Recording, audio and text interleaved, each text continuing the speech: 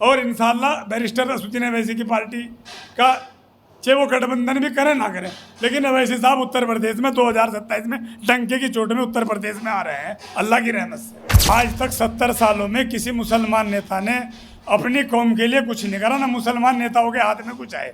इनके हाथ में सिर्फ ये है कि झगड़ा हो गया यार गाँव में, जरा इसको छुटवा दो, बस थाने में से इसको छुटवा दो। इसका क्या है, जो मैंने तर्जुमा सुना ना अपने बुजुर्गों से, वो कह रहे हैं कि सियासत के बानी हुजूर पाक सल्लल्लाहु अलैहि वसल्लम है और सियासत की बुनियाद इस्लाम से शुरू हुई है और दुनिया में मुसलमान को सबके खैर के लिए भेजा गया है, दुनिया में खैर का काम करें और हुकूमत करें। और आज देखिए, आज हम पहुँचे हैं गागालेडी के एक उभरता हुआ चेहरा हमारे सामने मौजूद है, जिसमें हम इंशाल्लाह आपसे कुछ गुफ्तगू करने की कोशिश करेंगे और सारी हालात बताएंगे कि अस्सलाम वालेकुम। वालेकुम अस्सलाम रहमतुल्लाहि व बरकातहू। कैसे हैं? बहुत बढ़िया अल्हम्दुलिल्लाह, बहुत बढ़िया, अल्लाह का शुक्र है। क्या नाम आपका? मोहम्मद इरशाद। चलिए माशाल्लाह। अच्छा, दरअसल मौजू हमारा है मुसलमानों को बेदार करना, उसमें सियासत, इल्म, हर तरीके से मज़लूम की कहीं ना कहीं उसे फ़ायदा पहुँचाना और ज़ालिम के ख़िलाफ़ हमें जद्दोजहद करना। बहुत अच्छी बात। तो मिशन ये है कि हम आपसे बात कर लें। जी बहुत अच्छी बात है। अच्छा, सबसे पहले जो हमारी इब्तिदा होती है, आप MIM पार्टी से जुड़े हैं। जी मैं MIM पार्टी से ताल्लुक़ रखता हूँ। अच्छा, तो ये आपका जुड़ने का क्या मकसद है? मेरा मकसद जुड़ने का ये है कि हमारी शासन में प्रशासन में हिस्सेदारी हो। आज तक हमें किसी पार्टी ने कोई शासन में प्रशासन में हिस्सेदारी नहीं दी। हम लोगों को सबने इस्तेमाल करने का काम किया और इस्तेमाल करा और एक तरफ निकाल दिया।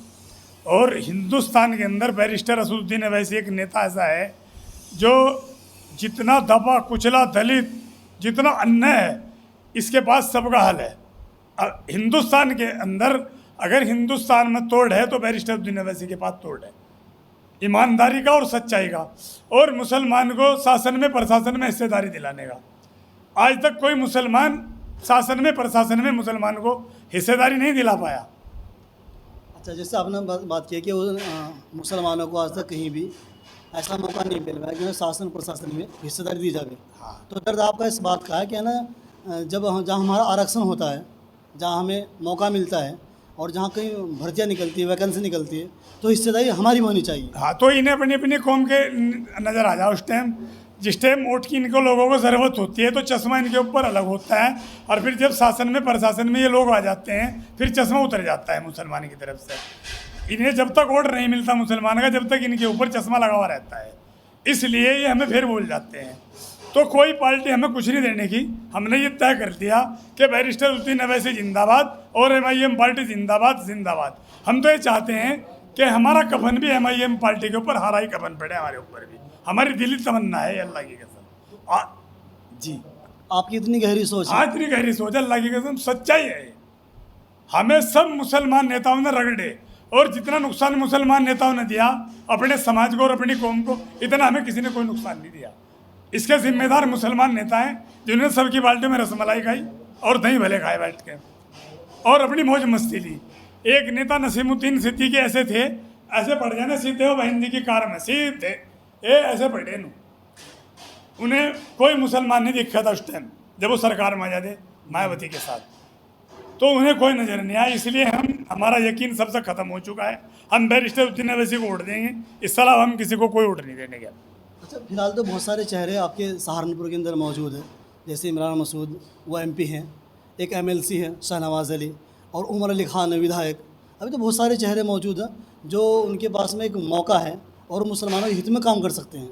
वो आज तक 70 सालों में किसी मुसलमान नेता ने अपनी कौम के लिए कुछ नहीं करा, ना मुसलमान नेताओं के हाथ में कुछ आए। इनके हाथ में सिर्फ ये है कि झगड़ा हो गया यार गाँव में, जरा इसको छुटवा दो, बस थाने में से इसको छुटवा दो। सिर्फ इन्होंने ये काम करा, थाने में छुटवाने का काम करा। और अगर कोई बड़ा केस कर दे तो जमानत इलाहाबाद से पहले नहीं उड़ेगी। इन पर कुछ नहीं है, ये तो बेचारे बुझे हुए चिराग है। अल्लाह ताला इन्हें हिदायत दे दे, रब्बुल आलमीन के MIM में आ जावे, अल्लाह इन्हें बदल दे, इनके दिमाग को खोपड़ी को इनकी बदल दे। इन्होंने कोई काम नहीं करा, जिस पार्टी में ये रहे उन्होंने उनकी पार्टी के लोगों ने अपनी कौम को जिंदा करा, इन्होंने अपनी कौम को बुझाने का काम करा।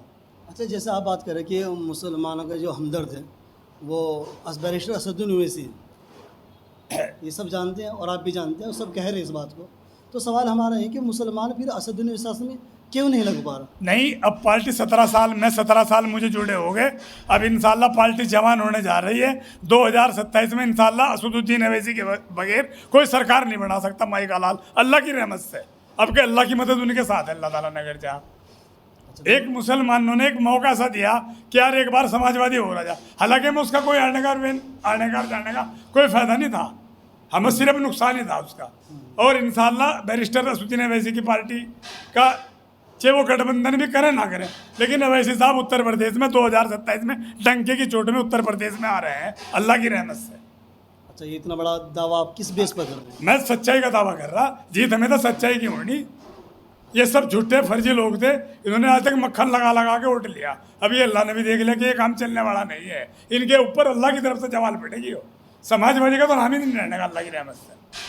समाजवादी की बात है। हाँ, ये कुछ नहीं, सबसे ज़्यादा अगर झूठ तबान बोल रहा ना, वो हमारे साथ जितना अन्याय करा तो समाजवादी पार्टी ने करा, सबसे ज़्यादा नुकसान हमें समाजवादी पार्टी ने दिया। तो बहुत सारे मुसलमान आज भी उनके गीत गाते हाँ, हैं। तो वो उनके सिर पर उल्लू बैठा हुआ ना, जो मुसलमान समाजवादी का गीत गा रहे उनके सर पर उल्लू बैठा हुआ है। और वो लोग जब तक रहेंगे, जब तक दुनिया रहेगी, उस तरह के लोग जब तक रहेंगे, जब तक दुनिया रहेगी, जिनके सिर पर उल्लू जरूर रहेगा बैठा हुआ। अच्छा, अगर बात की जाए जैसे बैरिस्टर असदुद्दीन ओवैसी हैं, हर बंदे के लिए इतनी मेहनत कर रहे हैं, कोशिश कर रहे हैं, तो बैरिस्टर असदुद्दीन ओवैसी पर इतना बड़ा इल्ज़ाम आता है कि ये बी टीम है। असल में जो जिसकी दाल रोटी छीनने जा रही हो वो तो बीजेपी बी टीम बतावे, कुछ ना कुछ तो उसके अंदर फाल्ट बतावेगा ही, उसका फाल्ट बताना उसकी मजबूरी है। तो इसलिए बी टीम बोलते हाँ, हैं। उसे बीजेपी की बी टीम, ये खुद बीजेपी की बी टीम है। बीजेपी को लाने वाली समाजवादी पार्टी है। समाजवादी पार्टी अगर अवैसी साहब के साथ गठबंधन कर लेती ना, इन्होंने कहा था कि हमें हमारे 10 सीटें दे दो और हमारा डिप्टी सीएम बना दो। अखिलेश चाहता कि मलाई में केला खाऊं, अखिलेश की ये तमन्ना है कि मैं रसमलाई केला खाऊं। अब रसमलाई नहीं मिलने की भैया जी को। चलिए, खैर ये कहीं ना कहीं सोच रहती है मुसलमानों की। अच्छा, हमारी भी चाहत ये रहती है कि जो जालिम हो उसके हमेशा खिलाफ लड़ना चाहिए। जालिम के तो खिलाफ हमेशा रहना चाहिए, कोई भी हो जालिम। जालिम तो हमेशा जालिम है, क्योंकि हमारा कुरान भी इस चीज़ की इजाज़त नहीं देता जो हम किसी को ताकत दें। जालिम को तो कभी भी ताकत नहीं देनी चाहिए। जालिम तो हमेशा जालिम ही रहेगा, ना वो हिंदू है ना मुसलमान है, जालिम है वो। अच्छा, कुरान मुक़द्दस की आपने बात की है। कुरान मुक़द्दस में अल्लाह सुब्हानहू व तआला ने ज़ालिमों के बारे में बहुत सारी बातें फरमाई, और एक जगह तो फरमाया अला लानतुल्लाहि अला ज़ालिमीन, कि ज़ालिमों पर अल्लाह की लानत हो। हाँ, अच्छा सुनो, इसका क्या है, जो मैंने तर्जुमा सुना ना अपने बुज़ुर्गों से, वो कह रहे हैं कि सियासत के बानी हुज़ूर पाक सल्लल्लाहु अलैहि वसल्लम है, और सियासत की बुनियाद इस्लाम से शुरू हुई है, और दुनिया में मुसलमान को सबके खैर के लिए भेजा गया है। दुनिया में खैर का काम करें और हुकूमत करें। और आज के हम मुसलमान नु कह रहे कि हम हुकूमत नहीं करने के, तुम हुकूमत नहीं करने के तो तुम्हारा रिजल्ट भी नहीं आने का ज़िंदगी में। अगर तुम हुकूमत करोगे तुम्हारे रिजल्ट आएंगे, सच्चाई कायम होगी इस देश के अंदर। अगर हम अल्लाह की बात को और अल्लाह के कुरान को मानेंगे तो इस देश में सच्चाई कायम होगी। ये भी सही है। अच्छा, इस्लाम तो इस बात की अथॉरिटी देता है कि आप अपने देश के कानून को मानिए। हाँ, माननी चाहिए, अपने देश के कानून को मानना चाहिए। और बार बार लोग कहते हैं अगर आपके सामने ये संविधान की किताब रख दी जाए, संविधान रख दिया जाए, और एक साइड में कुरान रख दी जाए, तो आप किससे फॉलो करेंगे? पहले हम कुरान को करेंगे, फिर संविधान को करेंगे। पहले हम अल्लाह की बात को मानेंगे, अल्लाह क्या करे कुरान के अंदर। लेकिन हम रहते तो हिंदुस्तान में। पढ़े रहो, संविधान को भी मानना चाहिए हम लोगों को। जो पूरा संविधान गलत नहीं हो सकता। बाबा साहब ने बहुत कस के और बहुत सही दिमाग लड़ा के बाबा साहब ने संविधान को लिखा। अगर ये सरकार संविधान पर चलती तो 1 इंच भी पॉइंट गलत नहीं काम हो सकता आज तक। ये संविधान पर थोड़ी चल रही है लोग। अच्छा, संविधान से कुछ चीज़ें भटक गई हैं। हाँ, संविधान से भटक गए ये लोग, ये तो अपनी मनमानी कर रहे हैं। अच्छा, एक तो इल्ज़ाम असदुद्दीन ओवैसी पर ये कि वो बी टीम है। दूसरा इल्ज़ाम असदुद्दीन ओवैसी पर एक और आता है कि उन्हें अगर मुसलमानों की इतनी हमदर्दी है तो मुसलमान उन्हें जिता क्यों नहीं पा रहे हैं? देखो, अब तक कोई पेटा सा लगावा नहीं था। पहले पार्टी नहीं थी, हर चीज़ को टाइम लगता है। अब पार्टी जवान होने जा रही है। 2027 में इंशाल्लाह शासन में, प्रशासन में हमारी हिस्सेदारी होगी, और हमारे बगैर कोई माई का लाल डंके की चोट वगैरह सरकार नहीं बना सकता उत्तर प्रदेश के अंदर। जो हम लोग जिंदा मुसलमान है ना, हम इसे उड़ देंगे, और जो मर चुके उनका उड़ ना आज मिलेगा ना कल मिलेगा। हम जिंदा लोग हैं, हम इसे जिंदा करके छोड़ देंगे अल्लाह की रहमत से, एमआईएम पार्टी को। अच्छा, चलिए, हम क्या करेंगे, अल्लाह क्या करवाएगा हमारे में। हम क्या है, हम तो कुछ भी नहीं अल्लाह के सामने। अच्छा, आपने एक बयान तो दिया है कि है ना, ये कौम के अकॉर्डिंग कि कौम और पब्लिक असद के साथ 2027 के अंदर कहीं ना कहीं उन्हें जिताने की बात करेगी। लेकिन अब जो कौम के जो लीडर हैं, मतलब मुस्लिम जो लीडर हैं, और वे असद के अगेंस्ट लड़ते हैं दूसरी पार्टियों के अंदर जाकर, आप उन्हें क्या कहना चाहोगे? उन्हें क्या कहना चाहूँगे, वो तो कल भी ऐसे ही थे, आज भी ऐसे ही, उन्हें तो लड़ाई चाह रही। मुसलमान नेता जो सबकी पार्टियों में हैं, वो तो अपने स्वार्थ के लिए जी रहे। उनका अपना स्वार्थ है सबकी पार्टियों में। उन्हें कौम की चिंता नहीं है, ना उन्हें कौम की परवाह है। उन्हें सिर्फ एक बार नू कहना कि बीजेपी आ जाएगी, बीजेपी को हरा दो, बीजेपी आ जाएगी, बीजेपी को हरा दो। मुसलमान नेताओं ने ये हमें तस्वीर दी बना के कि बीजेपी आ जाएगी, बीजेपी को हरा दो, बीजेपी आ जाएगी, बीजेपी को। अरे बीजेपी हमें क्या कह रही? हमें सही चलना और सही की मत जीत होगी। जब हम सही चलेंगे बीजेपी क्या कहेगी? और कहेगी उसका मुंह तोड़ जवाब देंगे हम। सही है, ये भी सही है। अच्छा, ये तो हमें शरीयत भी कहती है कि है ना, बंदों को सही लहजे से और सही अंदाज से काम करना चाहिए। कि दुश्मन क्या करेगा जब हम सही करने वाले होंगे काम को। अच्छा, दूसरी आखिर बात ये कर लेते हैं, अगर आपको अल्लाह ऐसा मौका दे दीजिए, आपने दावा किया है 2027 का, अल्लाह आपको ऐसा मौका देता है कि आप शासन और प्रशासन में आ जाते हैं कहीं ना कहीं, और आप है ना रूल में आ जाते हैं, रूलिंग पार्टी आपकी बन जाती है, तो आप देश के लिए क्या करोगे फिर? देश के लिए हिंदुस्तान के अंदर वो काम होगा जो आज तक 70 साल में नहीं हुआ। बैरिस्टर साहब हमारे इस देश को सोने की चिड़िया बनाने जा रहे हैं अल्लाह की रहमत से। उनसे पढ़ा लिखा, उनसे काबिल आदमी पूरे भारत के अंदर नहीं है, पॉलिटिक्स के अंदर। ये आपने पॉइंट की बात कही है। अगर सोने की चिड़िया बना सकते हैं तो बैरिस्टर तो नहीं वैसे साहब बना सकते हैं। अन्य किसी के बस का कोई काम नहीं है। जैसे आज हिंदू मुसलमान, मंदिर मस्जिद, हिंदू मुसलमान, ये क्या है? ये ड्रामा है क्या है? अरे हम एक माँ की संतान, सबके सब इंसान, क्या है हिंदू मुसलमान? अच्छे काम करो, एक दुनिया में हमारा मैसेज जावे भारत का। हिंदुस्तान के अंदर एक बैरिस्टर नवैसी इतिहास रचेंगे, वो काम करके दिखाओगे जो आज तक किसी ने भारत के अंदर करके नहीं दिखा। सच्चाई का पैगाम, अल्लाह की रोशनी कायम करेंगे। ये आपने बड़ी गहरी बात की है कि ना, वो एक ऐसा पैगाम देंगे कि हर आज तक किसी ने नहीं दिया वो पैगाम, किसी ने बैरिस्टर साहब देंगे उस पैगाम को। मैं भी उस पैगाम की तलाश में हूँ। तो आपको संकेत मिले ऐसे कुछ? हाँ मिले मुझे संकेत। उजागर कर सकते हैं आप बात को? हाँ बात को उजागर कर बताइए। सकता हूँ इंशाल्लाह। मैं 40 साल तक पॉलिटिक्स में चल रहा। जी। मैंने जो क्वालिटीज बंदे के अंदर देखी ना सच्चाई की, वो मैंने आज तक किसी के अंदर नहीं देखी। दूध का दूध और पानी का पानी। 19,000 बच्चों को जो आदमी फ्री पढ़ा रहा हो, उनकी किताबें, उनके बस्ते, और इससे बड़ी क्या कुर्बानी हो सके हमारे सामने। यहाँ 19 बच्चे भी नहीं पढ़ा सकता कोई हिंदुस्तान में। बैरिस्टर ने वैसे के अलावा 19 बच्चों की भी फीस देनी पड़ेगी जो गरीब के। ये बड़ा काम है कि इल्म तो सबका हक है। इल्म सबका हक है। जी। अगर और हमारे सब भाई भाई हैं। लेकिन जो चीज़ असदुद्दीन अवैसी के पास है ना, वो भारत में और किसी के पास नहीं है। अल्लाह ने उन्हें हर चीज़ से नवाज दिया।